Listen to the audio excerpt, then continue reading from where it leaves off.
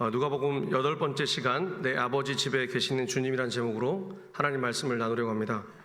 우리들에게 집 참 소중합니다. 가정이라는 의미도 있고 또 건물이라는 외벽을 갖고 있습니다. 며칠 전에 보니까 이 집이 얼마나 소중한지 집 한 채를 가지기 위해서 얼마나 사람들이 많은 노력을 하는가를 알게 되었고요. 또 이 집을 또 자녀에게 물려주기 위해서 공직에 나가신 분이 최근에 공직을 버려도 자녀에게 집 한 채는 물려주고 싶다, 그의 마음이 드러났습니다. 참 대단하죠. 집이라는 것은 우리에게 너무 소중한 거예요. 내가 어떤 명예보다 좋은 집을 한 채 갖고 있는 것이 참 소중합니다. 우리는 집이라는 곳에 돌아가면 평안을 얻습니다. 바쁜 일상 속에서도 집에 돌아가면 평안을 얻고 그리고 우리의 삶에 행복을 누리게 한다는 겁니다. 집에 가면 내가 보기 싫건 보기 좋건 내가 그의 피를 나눈 자매와 형제 그리고 부모님이 계시기 때문입니다. 가정은 그래서 참 좋은 곳이죠. 오늘 예수님께서 하나님 아버지의 집에서 있는 삶이 얼마나 복된 삶인지를 말씀하고 있습니다. 오늘 예수님께서 이렇게 말씀하세요. 내가 내 아버지 집에 있어야 할 줄을 알지 못하셨나이까. 예수님은 성전을 내 아버지 집이라고 부르셨습니다. 이 말씀에 우리의 신앙이 담겨 있습니다. 기독교 신앙의 핵심은 무엇인가? 하나님 아버지의 집으로 돌아가는 겁니다. 매일매일 반복하는 거예요.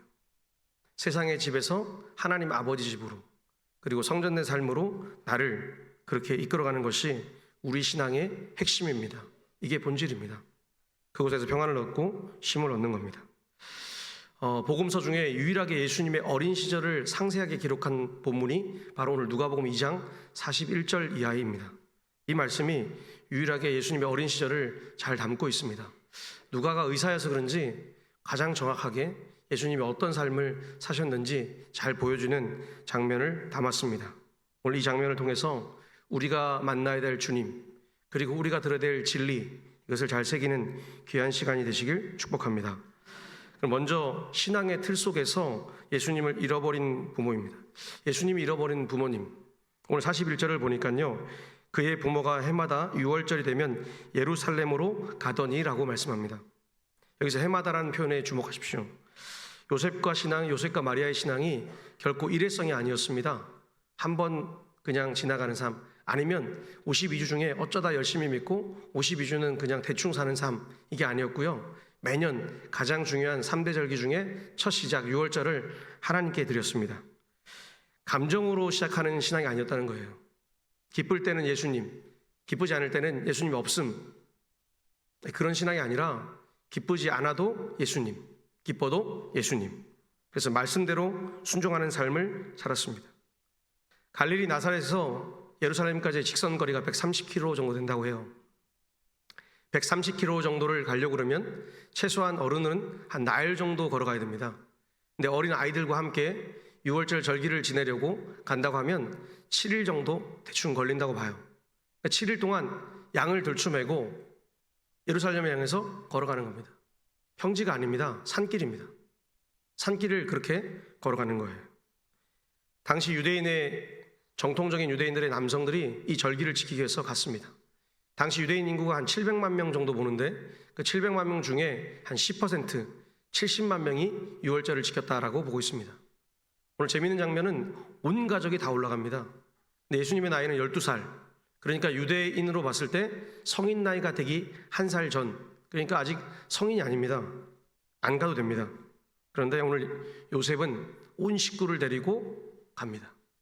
우리가 요셉의 직업을 잘 알고 있죠. 요셉의 직업은 목수. 목수는 당시 가장 하층민입니다.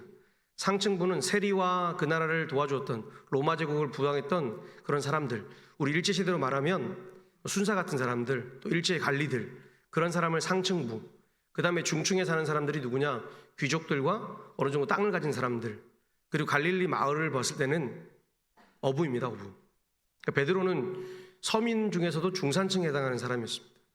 그래서 예수님이 부를 때에 예수님을 금방 따라가기가 쉽지 않았을 겁니다. 성경도 그렇게 나와 있습니다. 이것을 버리고 갈까 두려워했다는 거예요. 근데 그 마지막 맨 밑에 있는 사람이 누구냐? 어부들의 배를 고쳐주고 수리하는 사람, 목수, 가장 가난한 사람. 그 가난한 사람이 자신의 생업을 내려놓고 오늘 예배의 자리로 가고 있습니다. 예수님이 태어나고 나서 12년이 지났습니다. 12년 동안 한 번도 빠짐없이 갔음을 오늘 누가는 말하고 있습니다. 그래서 해마다 빠짐없이 어김없이 그 일을 감당한 거죠. 오늘 우리의 신앙은 어떻습니까? 1년 352주 동안에 주일 성수를 하면서 우리의 삶이 온전하게 예배를 드리는 이 신앙의 틀 속에 살고 있습니다. 그리고 우리는 경건한 신앙의 부모가 되고자 우리 자녀들에게도 신앙을 남겨주려고 부단히 노력했습니다. 그런데 어긋날 때가 있습니다. 때로는 무너질 때가 있습니다. 특별히 베이비붐 세대, 지금 55세에서 69세에 살아가시는 많은 분들이 과거에 신앙을 가졌다가 이제 살아가다 보니까 신앙을 버리게 되고, 그러다 보니 자연스럽게 그 자녀들도 신앙을 모릅니다. 배운 적이 없습니다. 그래서 재밌는 일은 요즘에 지방에서 서울로 올라간 많은 자녀들이 복음을 듣고 새롭게 예배를 드리고 있습니다. 근데 설교 시간이 굉장히 깁니다. 근데 그들이 하는 말이 뭐냐면 더해 주세요라고 합니다. 신기하죠. 왜냐하면 젊은 대학생들은 하루에 3시간의 강의를 듣습니다. 쉬는 시간을 포함해도 3시간의 강의를 2번 나누어서 끊어 들어도 1시간 반씩 듣는 거예요. 그러니 30분짜리 설교가 짧은 거예요. 그래서 청년들이 와서 이렇게 얘기한다는 거예요. 저 왜 이렇게 짧아요? 돈을 더 드릴 테니까 더 많이 해주세요. 할렐루야. 여러분, 우리가 좀 다르죠. 그러니까 짧다는 거예요. 돈을 더 드릴 테니까. 이게 요즘 서울에 있는 개척한 목사님들의 얘기입니다. 특별히 청년들을 중심으로 목회하는 교회들의 특징이라는 거예요. 복음을 더 듣고 싶습니다. 예수의 복음이 뭐죠? 계속 듣고 싶은 거예요. 오늘 우리는 경건한 믿음의 유산을 남겨주는 다음 세대가 사라졌습니다. 그런데 다행히도 다시 복음 앞에 복음을 듣고 싶은 많은 사람들이 복음을 전하는, 선명하게 복음을 전하는 교회를 향해서 달려가고 있다는 겁니다. 오늘 우리의 삶이 다시 복음 앞에 정중앙, 정조준 되기를 축복합니다. 우리의 삶의 으뜸의 가치가 무엇입니까? 주일 성수하여서 온전히 예배드렸고 하나님만 바라보면 되는 것. 그래서 자녀들도 그렇게 키웠으면 하나님께서 양육하시고 하나님께서 자라게 하시고 결혼도 시켜주시고 다 모든 것을 그렇게 하실 것이라고 믿었는데 우리는 중간에 내 인생의 욕망을 집어넣습니다. 그러니 하나님이 일하신 게 아니라 내 욕망이 일하게 되었고, 그 욕망을 바라본 자녀들은 하나님을 바라보는 신앙이 아니라 욕망에 꿈틀댄 우리를 바라본 신앙을 가지게 된 겁니다. 그러니 세상의 신앙을 가지게 된 거죠. 오늘 팀 켈러 목사님의 탕구 하나님의 책에서 이렇게 말하고 있습니다. 신앙의 진정한 척도는 우리가 얼마나 많은 종교적 의무를 수행하느냐가 아니라 우리가 하나님과 얼마나 깊은 관계를 맺고 있느냐입니다. 오늘 신앙에 너무 중요한 것은 우리의 형식적인 기도와 삶이 아니라, 종교적 의무를 하는 것이 아니라 우리가 얼마나 하나님과 좋은 관계를 맺고 있느냐입니다. 오늘 요셉과 마리아는 분명히 아주 경건한, 대단히 경건한 사람들이었습니다. 그리고 종교적 의무를 충실히 이행하는 것만으로 충분하다고 생각했을 겁니다. 근데 오늘 일련의 사건, 이 하나의 사건을 통해서 마리아는 누가복음 2장 51절에 깨닫게 됩니다. 그렇지, 내가 종교적 의무만으로 사는 사람이 아니구나. 하나님을 만나야 되고 하나님 주신 말씀 속에서 하나님의 영으로 사는구나. 이것을 깨닫게 됩니다. 오늘 44절에 보니까 예수님을 잃어버린 부모의 행동이 이렇습니다. 동행 중에 있으려니 하고 하룻길을 간 후에 친족과 아는 자 중에서 찾되. 오늘 일주일간, 6월절은 일주일간 진행되는 대단히 중요한 축제입니다. 유대인들의 3대 절기, 그 중에 하이라이트가 첫 번째인 6월절과 마지막 끝나는 초막절, 그러니까 시작과 끝 가장 중요하잖아요. 알파와 오메가처럼 이 중요한 시작을 알리는 6월절, 이때 수많은 사람들이 감동과 기쁨을 누리게 됩니다. 왜냐하면 6월절은 죽음에서 영생을 얻는 자리, 생명을 얻는 자리니까 얼마나 기쁘겠어요. 여러분, 처음 예수 믿고 내가 영생을 얻었습니다, 세례받고 눈물을 흘리고 기뻐하고 즐겁게 신앙생활을 합니다. 그렇죠? 근데 그 신앙의 연조가 지나가면서, 연차가 지나가면서 어떻게 될까요? 우리는 희석되기 시작해요. 변질돼요. 신앙의 기쁨으로 가는 것이 아니라 의무감으로 가요. 그 의무감이 쌓이면 내게 직분이라는 것이 쌓이게 돼요. 그러면 내 신앙이 어떠죠? 내 신앙이 그것에 집중하게 되는 겁니다. 의무감. 힘든 거예요. 기도하는 것도 힘들고 예배 드리는 것도 힘들고 헌금하는 것도 힘들고, 그래서 계속해서 힘든 삶이 펼쳐지기 시작하는 거예요. 그러니까 신앙 자체가 힘드니까 아이들도 그걸 바라보게 되는 거예요. 야, 우리 엄마가, 우리 아빠가 예배 드리고 나면 스트레스가 이만저만이 아니다. 그렇죠? 주일날 가려고, 교회에서 가려고, 저희 어릴 때 부모님들은 뭐 하셨죠? 돈을, 수건을 올려가지고 다리미질을 하더라고요. 근데 요즘에 그런 분들은 보기 드물죠. 사실 할 필요는 없습니다. 그런데 그 마음인 거죠. 근데 예배를 드리고 와서 부모님들의 마음은 기쁨이 있어야 되는 거예요. 주일 예배를 드리고 나서 그 기쁨이 내 안에 넘치는 거예요. 오늘 아마도 그 기쁨으로 요셉과 마리아는 간 것 같아요. 그런데 오늘 하룻길을 지나가니 자녀가 어디에 있는지 몰랐습니다. 그래서 그 아이 예수님을 찾기 시작했습니다. 오늘 당시 유대인들이 유월절을 가는 모습을 요세푸스가 기록하였는데 어떻게 되어 있냐면요, 남자가 앞에 가고 가족의 마을 전체 사람들이, 아이들이 가운데 가고 여자가 뒤에 따라갑니다. 우리랑 똑같아요. 1세기 당시 남존여비 똑같아요. 이게 우리도 조선시대까지 남존여비 아닙니까? 그 상황이 그대로 펼쳐지기 시작하는 거예요. 그래서 남자가 먼저 앞서가고 아이들이 가운데 가니까 예수님도 그 가운데 있을 줄 알고 하룻길을 걸어갑니다. 기쁨 속에서. 그런데 오늘 본문 45절에 보니까 만나지 못함에 찾으면서 예루살렘에 돌아갔더니라고 말씀하고 있습니다. 이제 예수님이 저녁이 되어서 자려고 찾아보니까 없는 거예요. 그래서 어떡하냐? 다시 예루살렘으로 돌아가기 위해서 이리저리 방황하고 있습니다. 여기서 헬라어 말로 돌아갔더니라는 표현은 방황하는 한 사람을 얘기하고 있습니다. 그러니까 예수님을 찾기 위해서 3일 동안 성경은 방황했다고 그래요. 방향을 못 잡은 거예요. 그런데 오늘 예수님은 이 경건한 요셉과 마리아 부부를 통해서 그들 앞에 당당히 내가 어디에 있어야 됨을 말씀하고 있습니다. 오늘 우리를 돌아봤으면 좋겠습니다. 우리도 예배를 드립니다. 지금도 이 자리에 앉아 예배를 드립니다. 그때 마음이 어떨까요? 지금 조는 분도 있어요. 자는 분도 있고, 지금 눈을 뜨는 분도 있고, 눈을 감은 분도 있어요. 딴 생각을 하는 사람도 있습니다. 지금 이 순간에도 그렇습니다. 지금 제가 바라봐도 이렇게 말해도 끝까지 눈을 안 뜨는 분도 있습니다. 재밌죠? 하나님 앞에 예배드리러 왔습니다. 하나님을 만나고 싶은 거예요.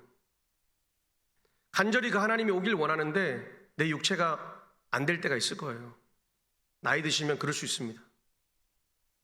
그런데 오늘 그 간절하게 인생 가운데 모든 것을 내려놓고 하나님을 만나고 돌아온 그 경건한 요셉과 마리아를 향해서 오늘 하나님은 분명히 말씀합니다. 너희가 지금 누구를 잃어버렸는가?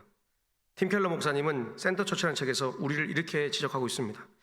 우리는 종교활동에 참여하면서도 그리스도와의 생생한 만남은 놓칠 수 있습니다. 신앙의 형식이 신앙의 본질을 대체할 때 우리는 교회 안에서도 길을 잃게 됩니다. 우리는 종교활동을 하고 있어요. 그 세상은 기독교를 종교라고 부릅니다. 원래 이 종교란 라틴어가 기독교라는 말이 생기기 전에 생겼습니다. 그러니까 기독교란 말보다 종교라는 말을 우리가 먼저 사용했어요. 그래서 당시에 유럽 사회에서는 종교는 딱 하나였습니다. 기독교. 따를 수 있는 것, 반드시 따라야 하는 것 딱 하나였는데 이게 나중에 중세시대에 들어서면서 신교와 구교로 나눠지는 겁니다. 그리고 지금 우리가 신교, 기독교, 개신교 가운데 개신교를 믿고 있고 또 개신교 가운데서도 여러 종파 중에 장로교를 믿고 있습니다. 신앙의 형식은 중요합니다. 질서이기 때문에 중요해요. 그러나 신앙의 본질이 빠지면 안 됩니다. 제가 누누이 얘기하지만 장례식 때 너무나 가슴 아픈 것은 한 권사님이 오랫동안 예수를 믿었지만 그가 예수를 잘 믿었는지 제가 모르겠습니다. 한 장로님이 토천하셨는데 예수를 잘 믿었는지 잘 모릅니다. 그러나 그와 얘기 나누고 그와 기도하면 그의 삶을 느낄 수는 있습니다. 그리고 그 자녀들의 삶을 보면 더 느낄 수 있습니다. 세상은 끊임없이 우리를 세상으로 가라고 빨아들입니다. 그렇죠? 세상으로. 그래서 우리를 되지도 않는 형식에 가둬놓습니다. 가두는 거예요. 신앙의 본질이신 예수 그리스도를 만나는 것을 멀게 느끼게 하는 겁니다. 오늘 여러분 어떻습니까? 지금 예배를 드리러 온 이 자리에서 예배를 드리면서 내가 한 주간을 살아가야 될 삶을 계속 고민하고 지쳐있는 내 삶 속에서 내가 오늘 무엇을 얻어갈 것인가를 생각하십니까? 아니면 하나님을 만나고 내 일상이 아닌 그 하나님이 나를 찾아와서 지금 힘들고 지친 나를 만져주시고 아픈 나를 치유하실 것이라 믿고 내가 이 자리에 왔습니다라고 고백하고 있습니까? 오늘 그 하나님이 우리에게 말씀하세요. 만나주시겠다고. 그리고 그때마다 우리에게 원하는 바가 있다는 겁니다.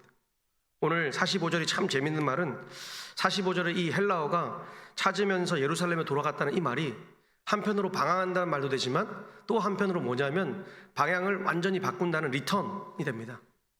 우리 인생의 터닝 포인트가 뭡니까? 예수를 만난 거예요.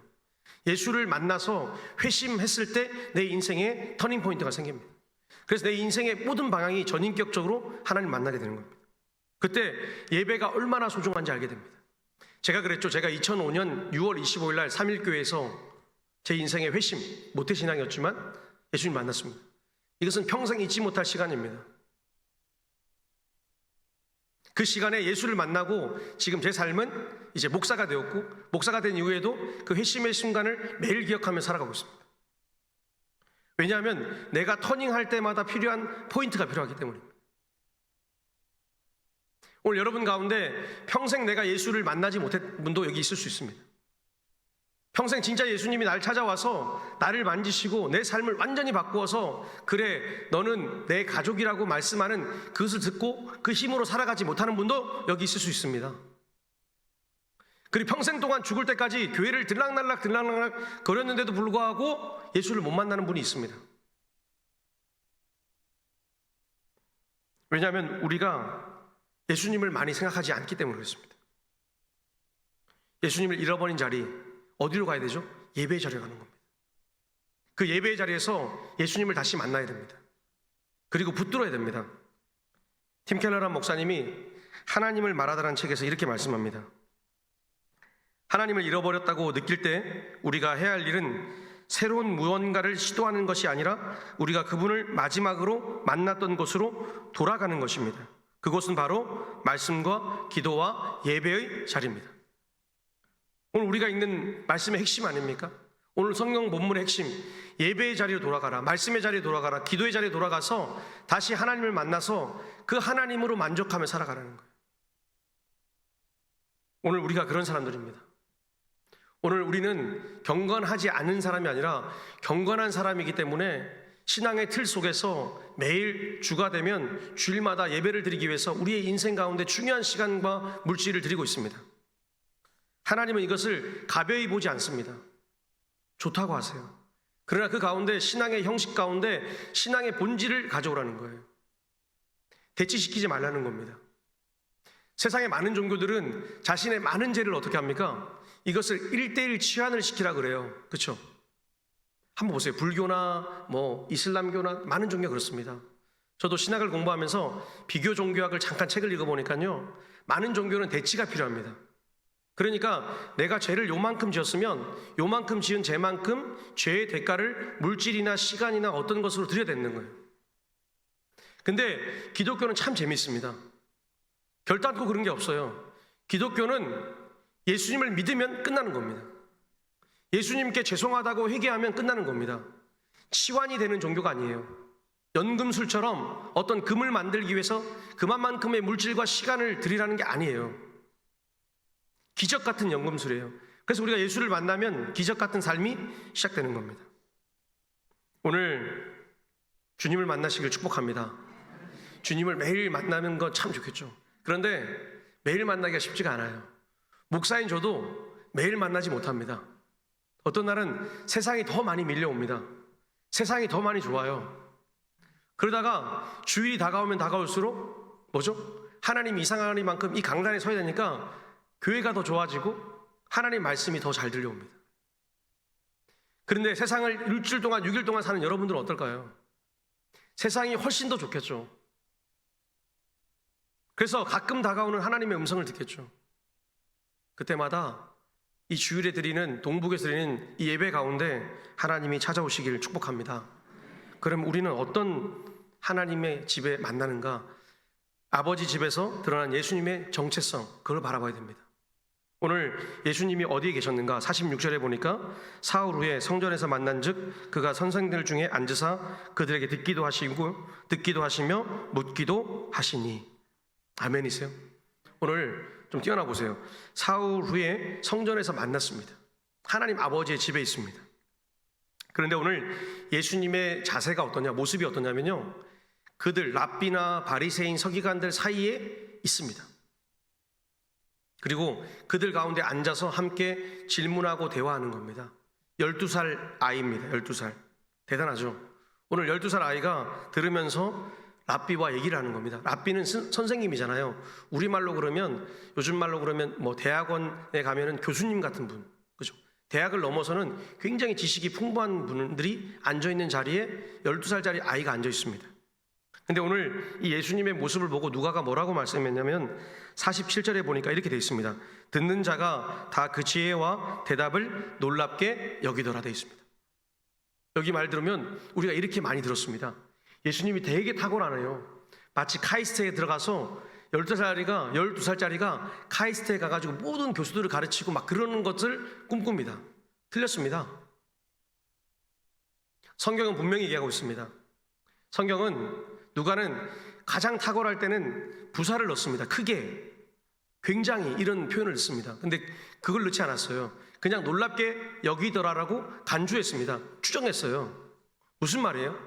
그냥 어느 정도 똑똑해 보이는, 쟤 조금 똑똑해 보인다라는 거예요.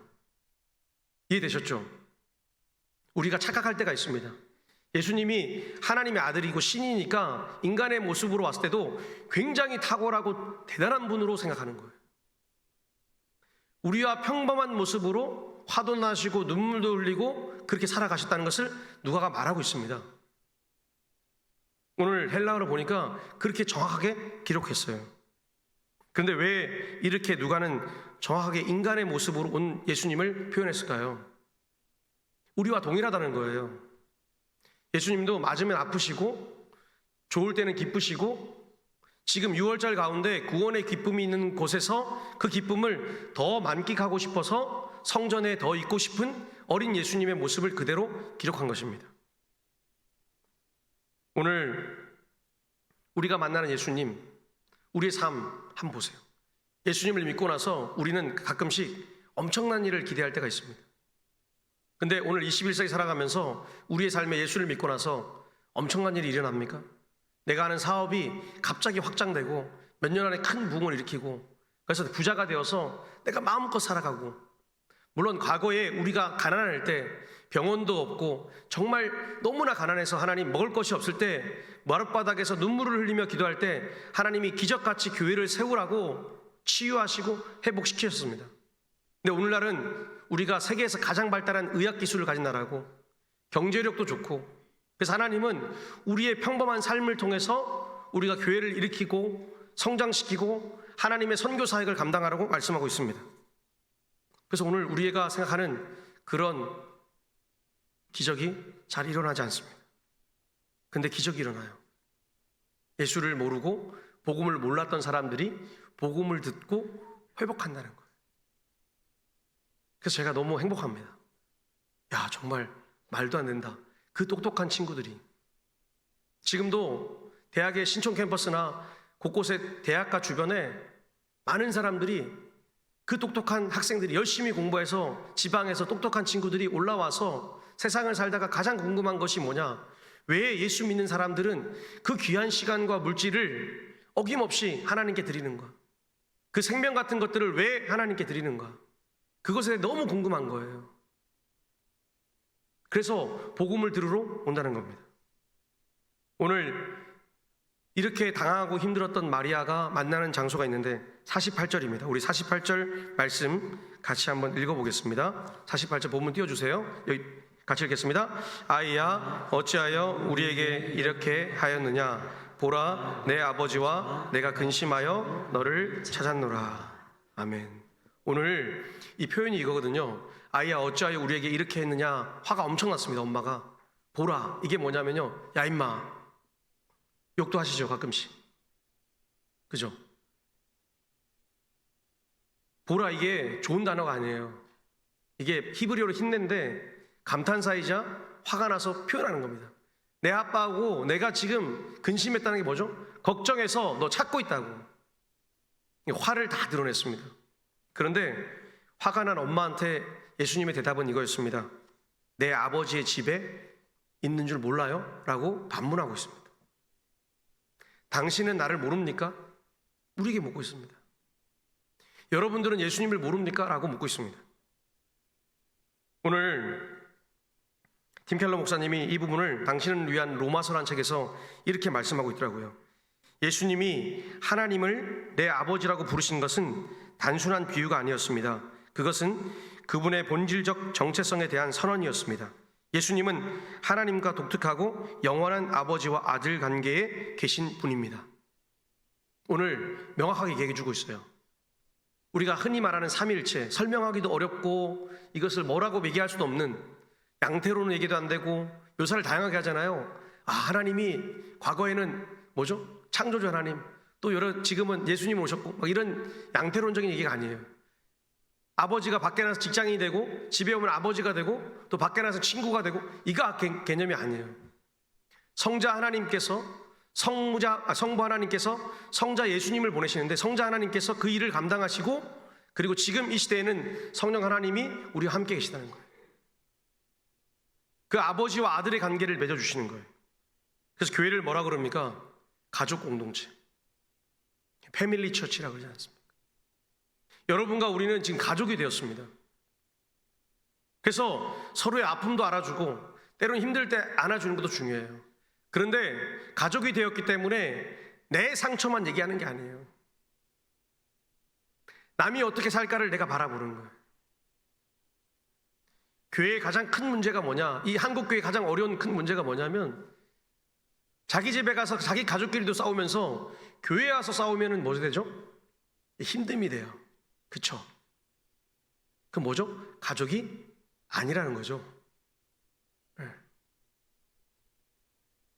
오늘 우리는 동부교회 가족이 되시길 축복합니다. 네, 가족이 된 거예요. 예수의 피로 가족이 된 거예요. 그래서 우리의 영혼의 가족이 되어서 서로 살아가는 거예요. 그리고 우리의 형편이 어떠하든지 간에 서로를 위해 기도해 주는 거예요. 격려해 주는 거예요. 오늘 예수님은 우리가 그렇게 살기를 원하신다는 겁니다. 오늘 우리는 하나님 아버지의 집에 지금 함께 있습니다. 지금 이곳이 하나님 아버지 집이에요. 이곳이 성전이에요. 할렐루야. 우리가 지금 성전된 우리가 모여서 예배를 준비하고 밥을 만들고, 오늘도 애참바가 보니까 기도하고 밥을 준비하고 차량 봉사하고 찬양대가 준비하고 앞에 찬양팀이 또 찬양을 준비하고, 하나님은 하나님의 수레바퀴를 끊임없이 돌리기 시작하신 거예요. 우리 인간의 생각이 아니라 하나님은 하나님의 집을 아름답게 계속 지어가시는 거예요. 그리고 필요하면 수리도 하시는 거예요. 보수하셔서 다시 다 사용할 수 있도록, 더 잘 사용할 수 있도록, 시대에 맞게 사용할 수 있도록 하나님이 일하고 계신다는 겁니다. 오늘 우리는 그래서 하나님을 아버지라 부를 귀한 자격을 얻었습니다. 이게 복음의 핵심입니다. 팀 켈러 목사님이 센터 처치라는 책에서 이렇게 말씀하세요. 우리가 교회에 모이는 것은 단순히 종교적 의무를 수행하기 위함이 아닙니다. 우리는 아버지 집에 모인 자녀들입니다. 예배는 집으로 돌아오는 것입니다. 가족이 함께 모여 아버지를 만나는 것입니다. 좀 뛰어나 보세요. 제가 말씀을 준비하면서 이 책을 다시 찾아서 읽어봤는데, 예배가 집으로 돌아오는 거래요. 하나님이 영광 받으시는 것은 온 가족이 세상에 나갔다가 다시 하나님의 집에 모이는 거예요. 그리고 가족이 만나서 모여서 뭐 하는 거예요? 하나님 아버지를 만나는 기쁨을 누리는 거예요. 오늘 이 자리가 그런 예배 자리 되기를 축복합니다. 오늘 그래서 예수님이 말씀하잖아요. 내가 아버지의 집에 있습니다. 뭐가 불평이고 불만이고 힘드세요? 내가 아버지 집에 있습니다. 뭐가 걱정이세요? 걱정 안 되잖아요. 세상은 걱정과 근심거리를 매일 만듭니다. 그죠? 만듭니다. 제약회사가 어떤 제품을 만들고 나면 콘드로이친, 그죠? 들어보셨죠? 여기 많이 먹고 계시죠?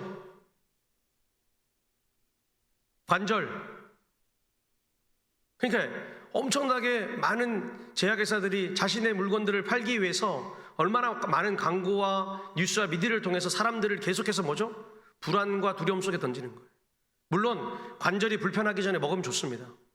건강 관리하는 건 좋은 거예요. 그런데 우리의 인생이 아무리 관리를 잘해도 나이가 들면 뭐죠? 아프게 마련입니다. 아시잖아요. 이제 인생을 거의 끝까지 살아온 분들이 다 앉아 계시지 않습니까? 살아보니 아무리 관리하여도 눈은 나빠지고 아무리 관리하여도 치아는 물론 건강한 분이 있어요. 그러나 대부분의 사람들은 다 다시 뭐죠? 임플란트 해야 되고 틀리해야 됩니다.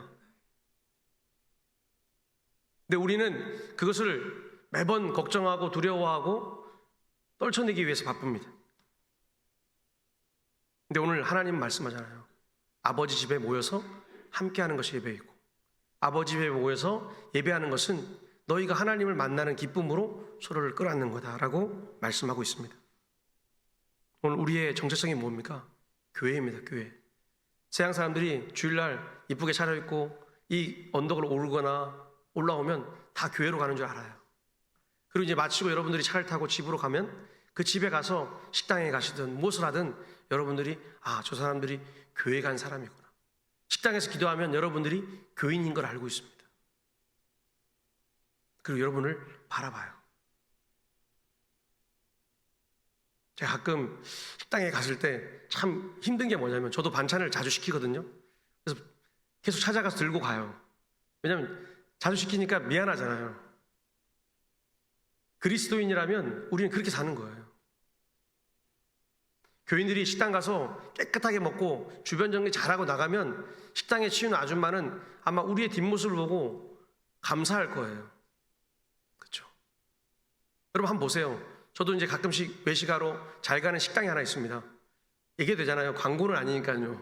왕반고울이라고 갈비집 되게 좋아해요. 자주 갑니다.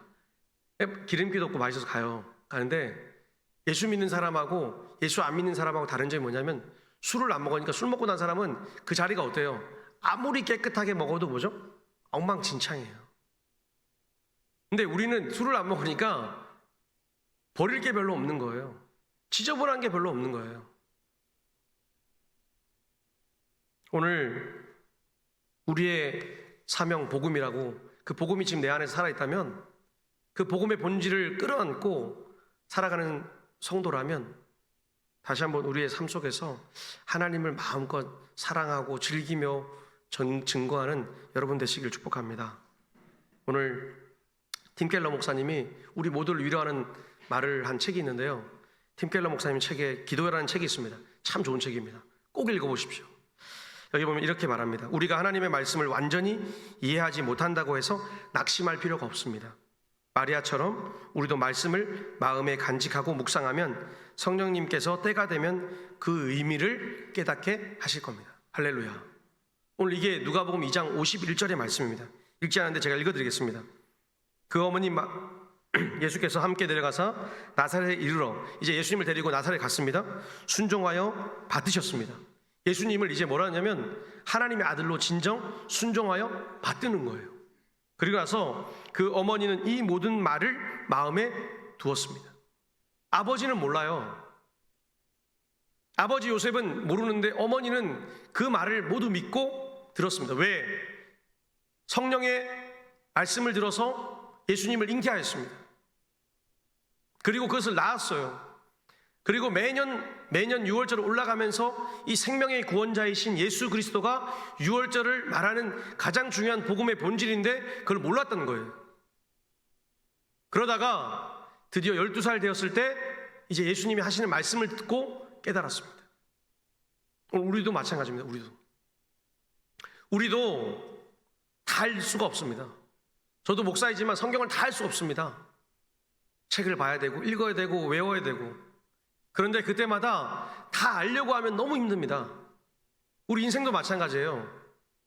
어떻게 살아야 될지, 무엇을 해야 될지 다 알면 좋겠지만 다 알면 재미도 없고 힘듭니다. 그렇잖아요. 제 인생이 만약 이렇게 흘러갈 거라고 알면 어떻게 되겠습니까? 제가 도전을 하겠어요? 아무것도 안 하겠죠. 안 하겠죠. 왜 공산주의가 나쁩니까? 인생을 아무리 발버둥 쳐봤자 내가 얻어야 될 것은 뻔한 거예요. 왜 자본주의가 좋은 줄 아십니까? 내 인생 가운데 무언가를 할 수 있는 거예요. 왜 교회가 좋은 거예요? 하나님을 만나고 내가 내 꿈을 이루기 위해서 도전할 수 있는 거예요. 왜 지금 한국 교회가 어렵습니까? 아무도 도전하지 않습니다.